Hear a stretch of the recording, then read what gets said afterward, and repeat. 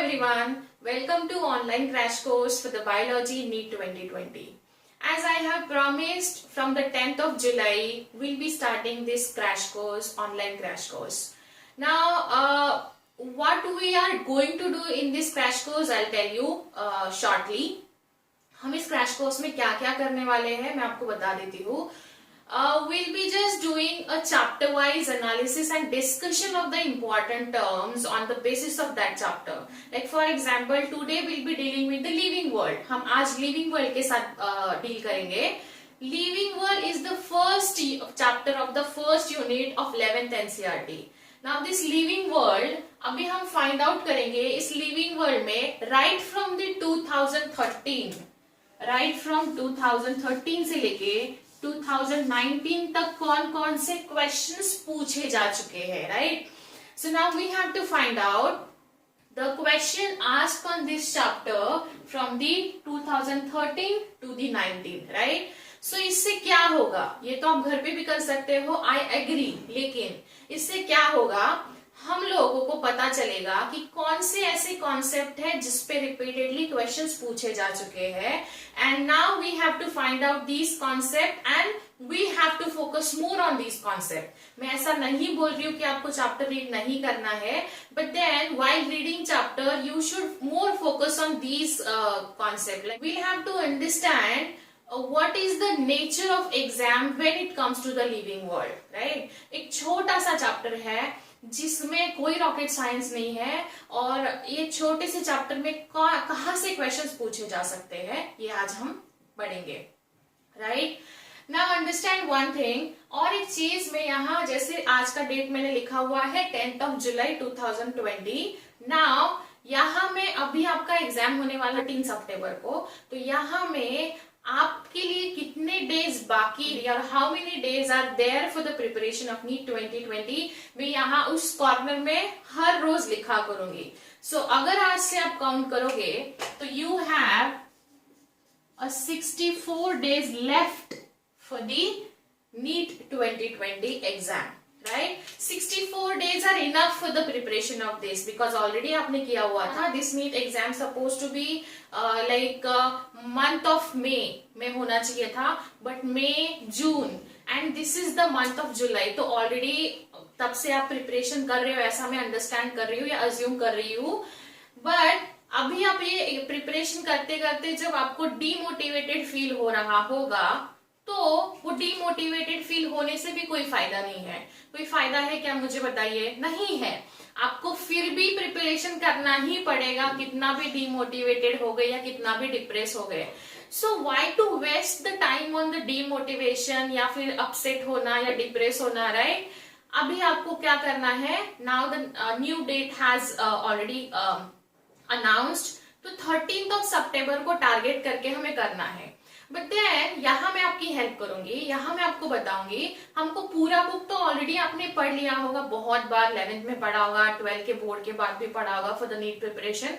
लेकिन हम लोग यहाँ क्या करने वाले हैं, हम लोग लास्ट ईयर क्वेश्चन पेपर्स के डिस्कशन करेंगे chapter wise and then we'll be discussing the important concept based on this chapter. कई बार कॉन्सेप्ट बेस्ड क्वेश्चन रिपीट होते हैं, तो यहाँ बस मैं आपकी लाइफ सिंपल बनाने की कोशिश कर रही हूँ.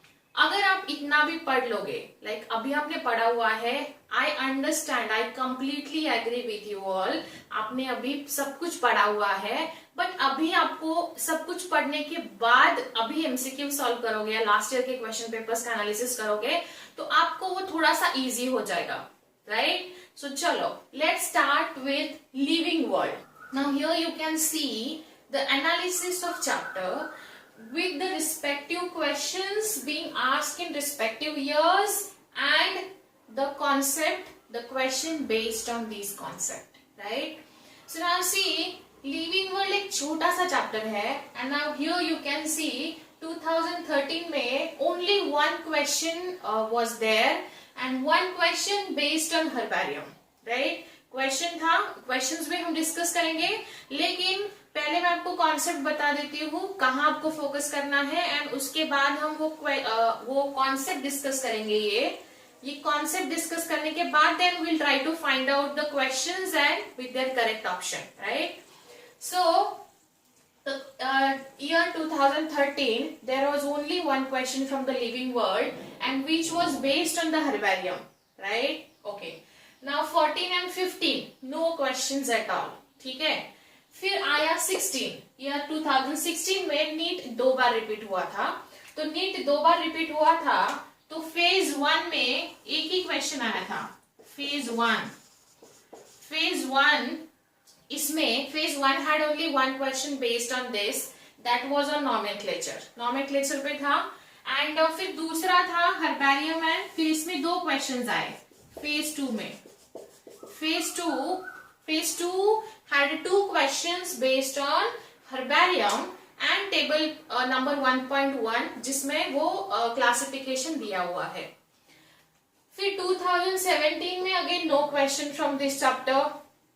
2018 में 1 question, only 1, but based on herbarium, key, museum and catalogue. ये मैच द कॉलम के पेयर्स में आया था.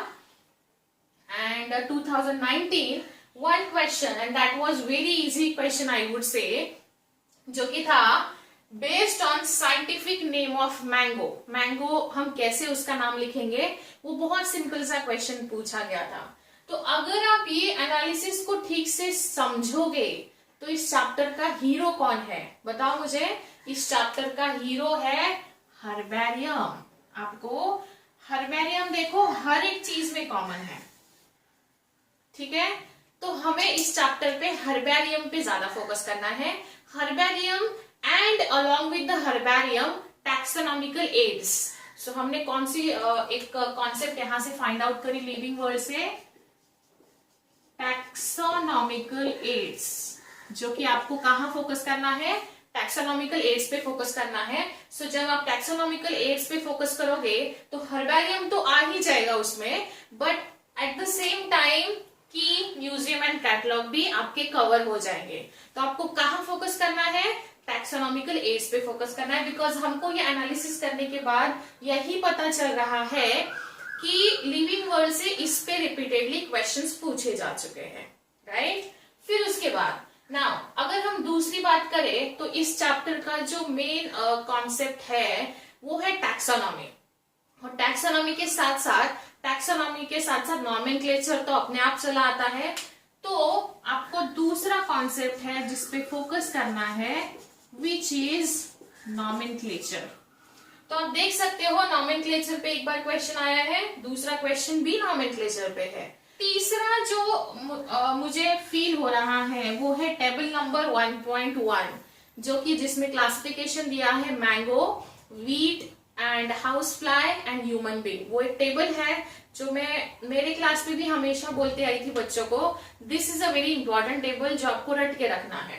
तो तीसरा हीरो इस चैप्टर का होता है table 1.1 from the NCERT book, from the NCERT 11th biology text book obviously. So हमने यहाँ 3 कॉन्सेप्ट फाइंड आउट करे इस चैप्टर में, जहां आपको फोकस करना है taxonomical aids, nomenclature and table number 1.1, right.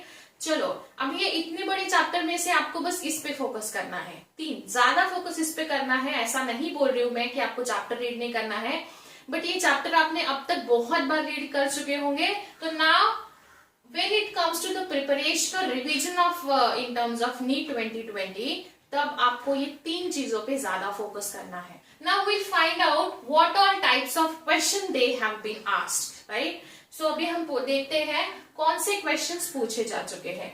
May be you can just take a print screen of this. आप इसका स्क्रीनशॉट ले सकते हो, बिकॉज ये आपको मैं रेडीमेड दे रही हूँ. This is a readymade work for you all. So दस आपको उसी चीज पे फोकस करना है, राइट. चलो तो ये एक बार आपके नोटबुक में लिख लीजिए, इससे आपको बहुत बहुत आसानी हो जाएगी पढ़ाई करने में. Now will find out the actual concept, और जो हीरो कॉन्सेप्ट है इस चैप्टर का उस पे हम अभी उसको हम डिस्कस करेंगे इन शॉर्ट, राइट. सो पहला कॉन्सेप्ट क्या है हमारा. पहले हम इस चैप्टर को अगर सीक्वेंस से शुरू करेंगे तो पहला हम शुरू करते हैं nomenclature. Now will discuss the very important concept from this chapter, तो मैंने यहाँ 3 कॉन्सेप्ट ऑलरेडी लिखी है जिसपे क्वेश्चंस काफी बार पूछे जा चुके हैं। उसमें से पहला कॉन्सेप्ट हम क्विकली एक गो थ्रू कर लेते हैं, दैट इज नॉमेनक्लेचर। नॉमेनक्लेचर मतलब क्या, किसी प्लांट या एनिमल को यूनिवर्सली सेम एक नाम देना, this is called as nomenclature. Nomenclature के जो रूल्स है, बेसिकली ऐसा नहीं है कि चलो आज इसका नाम कुछ भी रख दिया हमने, ऐसा नहीं होता है। There are certain rules to be followed when it comes to the nomenclature, right? So nomenclature के rules कौन बनाता है? अगर प्लांट का नाम है तो बोटेनिकल नॉमेनक्लेचर, ये ICBN। नाउ सी, ये लॉन्ग फॉर्म आपको पूछने के चांसेस हो सकते हैं। एंड ICZN मतलब जूलॉजिकल नॉमेनक्लेचर। जूलॉजिकल मतलब अगर किसी एनिमल का नामकरण करना है तो हमको ये जो ऑर्गेनाइजेशन है इनके रूल्स फॉलो करने पड़ेंगे। एंड अगर हमें प्लांट्स का नाम रखना है तो हमें इनके रूल्स फॉलो करने पड़ेंगे, राइट? अभी इसमें डिफरेंस क्या है? डिफरेंस देखिए, when it comes to the botanical name, B आता है तो बी फॉर आता है, फॉर आता है, और जब जेड आता है जूलॉजिकल तो यहाँ ऑफ आता है। सो हम बहुत बार ये छोटे छोटे माइन्यूट डिटेल्स की तरफ ध्यान नहीं देते हैं, लेकिन यही आपके सिली मिस्टेक्स होते हैं। हम जो बोलते हैं ना कि सिली मिस्टेक्स हो गए और आपके मार्क्स चले गए, तो यहाँ ना आपको याद कैसे रखना है। हम जनरली क्या बोलते हैं, बी फॉर बॉल। छोटे बच्चों को सुना है क्या कभी बोलते हुए बी फॉर बॉल? तो आप कैसे याद रखोगे? When it comes to the ICBN, B जब आएगा तो बी के लिए फॉर आएगा। कैसे याद रखोगे? बी फॉर बॉल, तो बी के बाद बोटेनिकल जब होगा तो फॉर आएगा, और अगर जेड होगा जूलॉजिकल, अगर एक याद रख लिया तो दूसरा तो अपने आप याद रह जाएगा। तो आपको याद ये रखना है, फॉर एंड ऑफ में डिफरेंस है दोनों का, एंड साइमल्टेनियसली बस फॉर एंड ऑफ याद नहीं रखना है, पूरा नाम याद रखना है। So it's international code same है दोनों में। बोटेनिकल नॉमेनक्लेचर, जूलॉजिकल नॉमेनक्लेचर भी सेम है। तो बस आपको फॉर एंड ऑफ याद रखना है। जो मैंने ट्रिक बताई है उससे याद रखो। हम यहाँ ट्रिक्स के बारे में भी बात करेंगे। अगर लग रहा है कि किसी चीज पे ट्रिक बन सकता है तो हम वो भी करेंगे, सो दैट आपको एग्जाम में बहुत स्मार्टली आप आराम से 360 में से 360 लेके आओगे, राइट? हमारा ट्राई तो यही रहेगा, लाइक मैं ट्राई करूंगी, आप ट्राई करेंगे, and will all try to get maximum marks in the bio NEET 2020। So now see, these two organization you have to remember, B for ball, B for आता है, याद रखिए।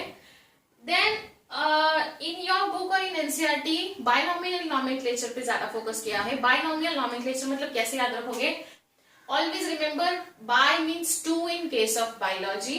So binomial nomenclature मतलब ये nomenclature ऐसा है जिसमें दो चीजें दी हुई है, right? There are two things mentioned in this binomial nomenclature. So पहला है जीनस एंड दूसरा होता है स्पीसीज। तो आपको जब भी किसी को प्लांट को या एनिमल को नामकरण करना है तो हमें दो चीजें होना बहुत जरूरी। पहला जीनस होगा, लेट्स से एग्जांपल लेते हैं, जैसे आपके बुक में भी दिया है Mangifera indica, Mangifera and indica, ये किसका नाम है? This is the scientific name of mango. Now genus and species, पहला वर्ड जो है, लाइक मैंगो का साइंटिफिक नाम है मैंजीफेरा इंडिका। यहाँ जब आप देख रहे हो तो पहला शुरू होता है जीनस से और दूसरा वर्ड होता है स्पीसीज।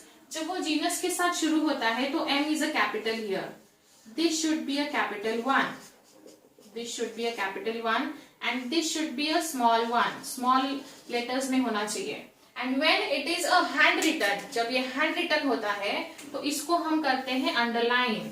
जब ये हैंड रिटन होता है तो अंडरलाइन करेंगे, एंड जब ये कंप्यूटराइज्ड होगा या फिर जैसे वो लिखते हैं ना इटैलिक्स में, लाइक मैंजीफेरा इंडिका, ऐसे जब इटैलिक्स में लिखेंगे तो there is a no need of underline. So ये सेम क्वेश्चन 2019 में पूछा जा चुका है, इसलिए मैंने ये एग्जांपल यहाँ कंसिडर किया। This binomial nomenclature was given bye, कोई साइंटिस्ट भी रहे होंगे, तो साइंटिस्ट का नाम है लिनायस, इसको भूलो मत कभी। Binomial nomenclature was given by लिनायस।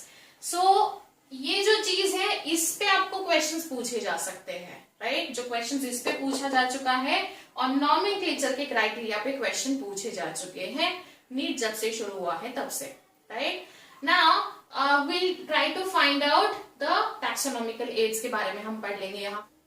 Now will discuss the herbarium quickly. Herbarium मतलब it's the store house of collected plant specimen, ठीक है।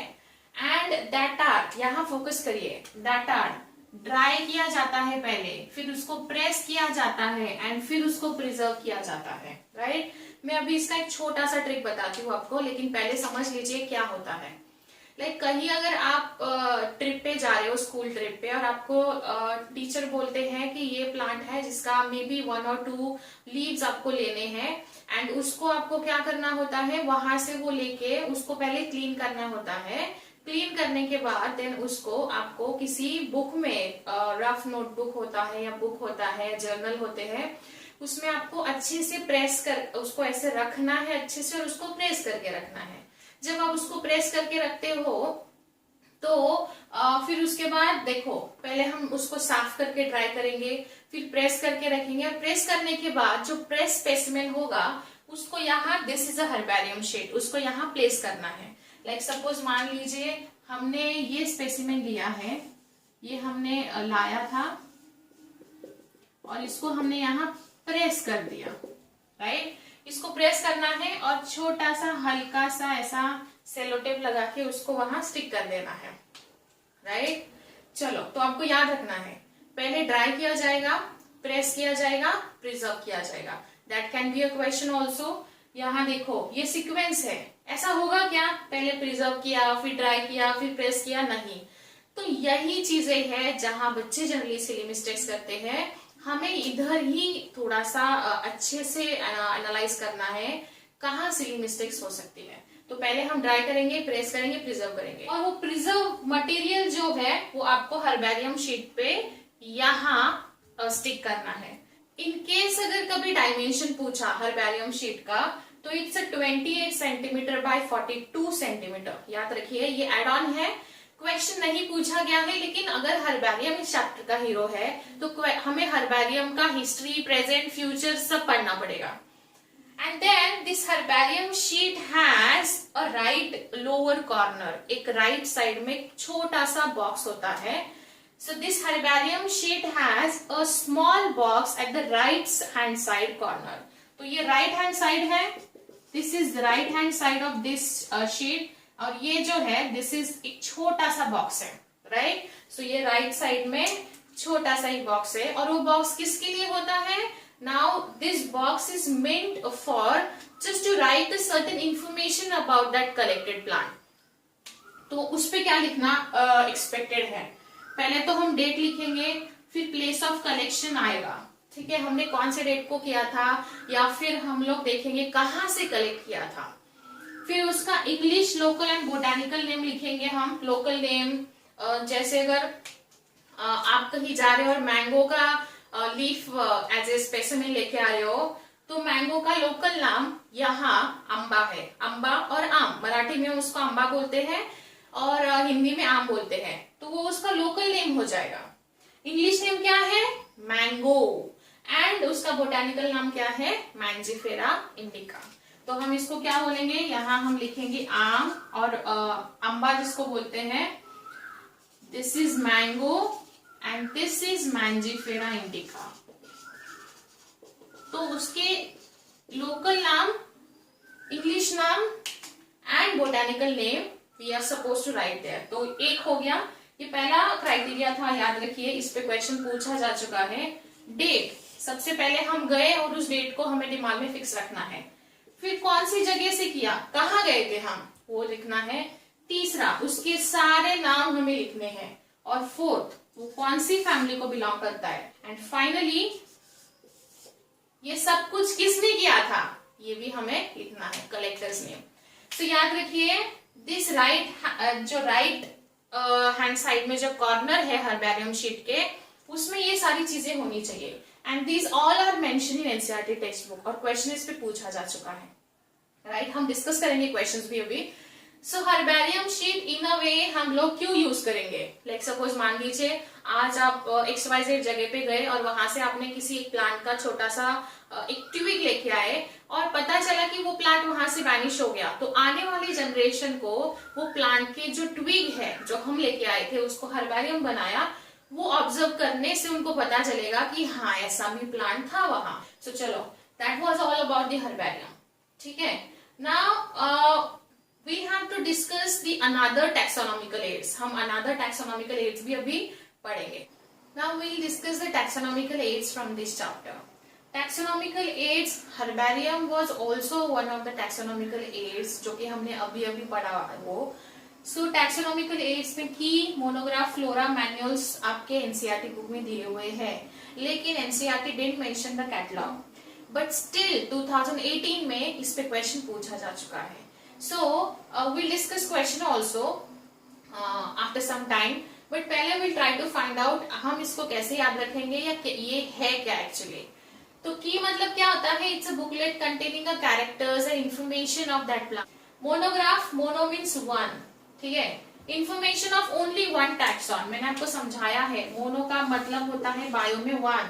So always remember any one taxon. इसमें बस एक ही taxon का information होगा. Flora, flora मतलब क्या? It contains the actual account of habitat and distribution of plants of a given area. एक given area में कितने basically habitat and distribution of that plant है. Like मान लीजिए suppose now this is a plant और इस area में अगर मैं इसको यहाँ रख रही हूँ भी तो इस area में इसका distribution and इसका habitat कैसा है वो हमको flora बताएगा. Right? Flora मतलब flora plants के साथ deal करता है, fauna animals के साथ deal करता है. This aid is a useful providing a information. ये हमको information provide करता है to identify the names of the species found in an area. एक एरिया में कौन से प्लांट्स के स्पीसीज पाए जाते हैं वो हमको मैनुअल बताता है. जैसे आपके 11th के मैनुअल्स अलग होते हैं प्रैक्टिकल्स के और 12th के मैनुअल बुक अलग होती है. 11th के मैनुअल बुक में 11th के प्रैक्टिकल्स भी ही फॉलो किए जाते हैं, 12th के 12th में किए जाते हैं. राइट. सो ये एरिया जो है ये आप जैसे आपकी स्टैंडर्ड फॉलो करते हो वैसे ये एरिया का कुछ प्लांट के नेम वहां आपको मिलेंगे. Catalogue, this is something new जो कि एनसीईआरटी में भी नहीं है और इस पे क्वेश्चन पूछा जा चुका है. इज अ लिस्ट दैट इनुमरेट्स थोड़ा सा systematically all the species found in a particular place. थोड़ा सिस्टमेटिकली हमको बताएगा कि कैसा वो वहां उस पर्टिकुलर प्लेस में क्या क्या है. सो यस, ये सारे टैक्सोनॉमिकल एड्स है जो इस चैप्टर के हीरो है जो आपको याद रखना है. ठीक है, ये भी आप नोटबुक में लिख लीजिए. Same questions match the column आपको 2018 में पूछा जा चुका है. Now will discuss the question based on living world right from the 2013 to the 2019. So here is a question from NEET 2013. Question says which of the following is not a correct statement. बहुत बार ऐसा होता है बच्चे ये not पढ़ते ही नहीं है, इसलिए मैंने नॉट को राउंड किया है, सर्कल किया है. क्वेश्चन पहले आराम से पढ़िए. आराम से मतलब मैं ये नहीं बोल रही हूँ कि आप 5 मिनट क्वेश्चन को ही पढ़ते बैठोगे, ऐसा नहीं होना चाहिए. लेकिन स्मार्टली क्वेश्चन पहले पूरा पढ़ लीजिए. Which of the following is not a correct statement, right? So not पूछा है मतलब इसमें से एक स्टेटमेंट है जो कि इनकरेक्ट है and rest 3 are correct. Okay, so पहला है herbarium houses dried, pressed and preserve. ये हमने अभी पढ़ा, तो ड्राइड, प्रेस्ड एंड प्रिजर्व तो होता है, तो no doubt this is a correct statement. This one is a correct statement. Botanical gardens have a collection of living plants for the reference. Yes, ये भी तो इसलिए होता है, so this is also correct. So option C, a museum has a collection of photographs of plants and animals. Okay, museum में collection पूरा होता है, फोटोग्राफ्स ही होते हैं क्या? नहीं. Okay, and a key is a taxonomic aid for identification of species. ये भी हमने अभी पढ़ा. So this is also correct statement. And question is saying find out the incorrect statement. In a way, this is a incorrect statement. तो हमारा option C जो है that is correct. But the statement is wrong, right? ये हमारा option C सही होना चाहिए. Now we'll see next year question based on the living world. So we have seen 2013 question on the basis of living world. Now 14-15 में कोई question नहीं था on living world. Now here 2016 में there was one question. 2016 में 2 phases हुए थे, phase 1 and phase 2 of NEET. तो 16 में क्वेश्चन था nomenclature is governed by certain universal rules. Which one of the following is contrary to the rules of? So contrary मतलब opposite, उल्टा, उसका उल्टा है. So जैसे अभी हमने क्या पढ़ा, एक जस्ट एक रूल पढ़ा था, तो वो रूल यहाँ लिखा हुआ है, देखो. The first word of in the biological name represents the genus, correct? तो हमने जीनस तो ऑलरेडी पढ़ लिया है. और दूसरा है स्पेसीज इपिथेट, तो ये करेक्ट है, ये उल्टा नहीं है, ये उल्टा उसको फॉलो करता है. The names are written in Latin and are italicised, तो ये भी सही है. when written by hand the names are to be underlined, ये भी हमने अभी पढ़ा. सो एकमात्र यही एक जो ऑप्शन है जो उसका यूनिवर्सल रूल के उल्टा है, अपोजिट है. Biological names can be written in any language.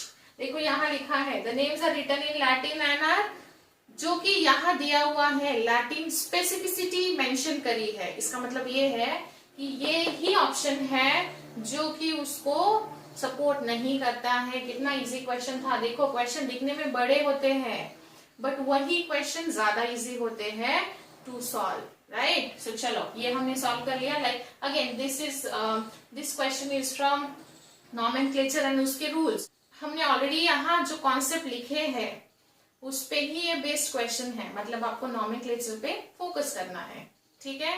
Now we सी 2016 का फेज 2 का question, right? Now here we'll discuss the NEET 2016 phase 2 questions based on the living world. Now here you can see 2 questions were asked in the 2016 NEET. So पहला question है label of herbarium does not carry information on. Does not carry. So this does not carry information on.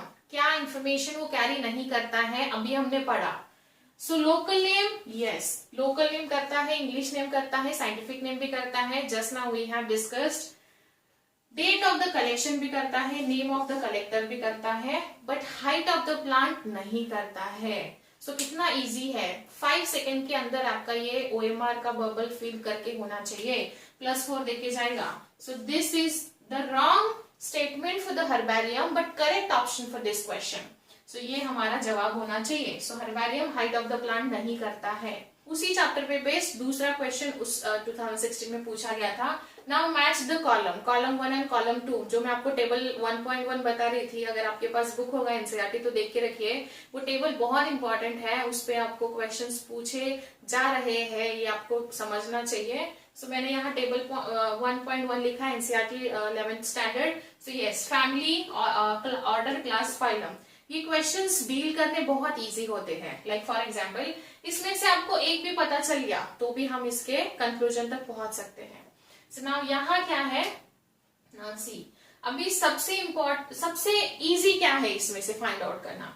मेरे हिसाब से मुझे लग रहा है insecta होना चाहिए, right? Insecta is a class. So insecta class है. फिर उसके बाद में भी आप आपके अकॉर्डिंग देख सकते हो. ये AE, this is the family का सफिक्स. AE फैमिली का सफिक्स है, तो दिस इज अ फैमिली. तो है क्या दिया हुआ? यस, A3 यहां भी दिया है, A3 यहां भी दिया है. A3 and C4 correct. और अगर इससे भी अगर आपको और अच्छे से अगर आपने वो चार्ट पढ़ लिया है तो ऑर्डर डिप्टेरा, ये बस एक ही इसमें दिया है. तो अगर आपको बस ऑर्डर डिप्टेरा भी पता है ना तो भी ये क्वेश्चन आप सही करके आओगे, +4 आपको मिलेगा. सो यहाँ हमारा option 3rd is correct, right? So आपको ये चैप्टर +4 तो देखे ही जाएगा अगर आपने सिस्टमेटिकली पढ़ाई करी तो. नाउ ये था 2016 का. नाउ विल सी नेक्स्ट 17-18 के क्वेश्चंस. अभी हमने पढ़ा herbarium key, museum and catalogue. जैसे मैंने आपको बताया था कैटलॉग एनसीईआरटी बुक में मेंशन नहीं किया हुआ है, बट फिर भी हमको 3 चीजें तो पता है तो हम कैटलॉग को तो आराम से गेस कर सकते हैं. सो सबसे पहले इसमें से अगर हमें इजी लग रहा है तो वो होगा हर्बेरियम. सो हर्बेरियम क्या है कि ड्राइड, प्रेस्ड एंड प्रिजर्व, ठीक है? तो हम लोग इसको यहाँ मैच कर लेंगे, तो ये हमारा यहाँ मैच हो गया. चलो A3 करेक्ट. अभी हमारे पास BCD है, B, C एंड D. तो चलो फाइंड आउट करते हैं की का क्या होता है. अभी देखो अ प्लेस वेयर, नहीं ये भी नहीं आएगा।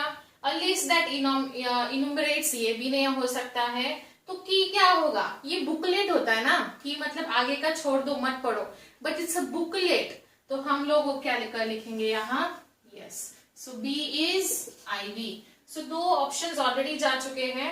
उसके बाद हमारे पास एक म्यूजियम बचता है। म्यूजियम हम काफी बार गए भी होंगे, आई होप आपने विजिट किया होगा म्यूजियम।